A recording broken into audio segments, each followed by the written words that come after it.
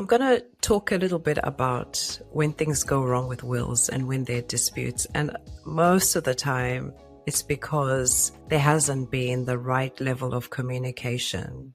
And the scenarios I'm going to talk about here are when there is a will in place, because when there isn't a will in place, it can be quite contentious, right? Because everyone thinks they know what your final wishes are. But say your will is in place, you are no longer on this earth. I mentioned the blended family scenario. So some children, or maybe if you've married several times, may feel that they're entitled to more than they have been given through your will. And it's possible that they may contest the will.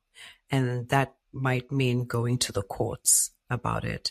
And you normally hear of the high profile cases where sometimes what's in the will has been overturned. But I believe in most cases things will stand, but it really depends on the situation and the case. I did an episode on power of attorneys. Like a power of attorney as well, you should make sure your will is written and signed when you are deemed to still be of sound mind. We've seen high profile cases where people's wills have been written maybe a few days or a week or so before they passed away. And it could be questionable whether they were of sound mind. And this is where also sometimes the wills get contested by family members.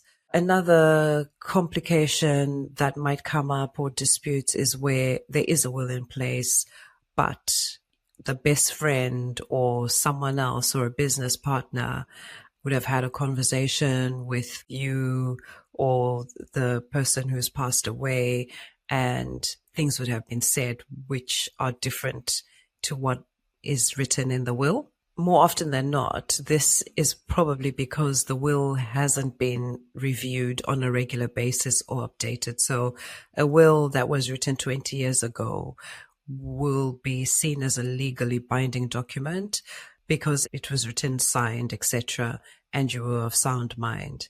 Your relationships may have changed within that 20-year period, but because you haven't updated your will, it's possible that the wrong people end up inheriting or the wrong structures are set up. Also, some of the other problems that come up when wills are not reviewed is certain assets get missed out.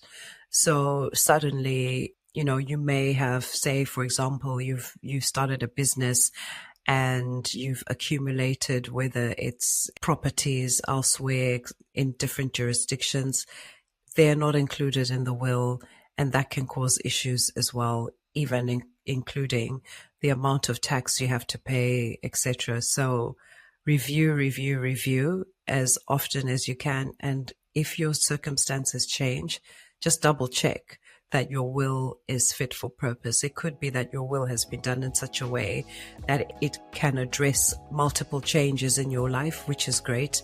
But it's always good to check, even if that is the case, because there could be that one thing that gets missed out simply because we didn't have time or we weren't disciplined enough to review our wills.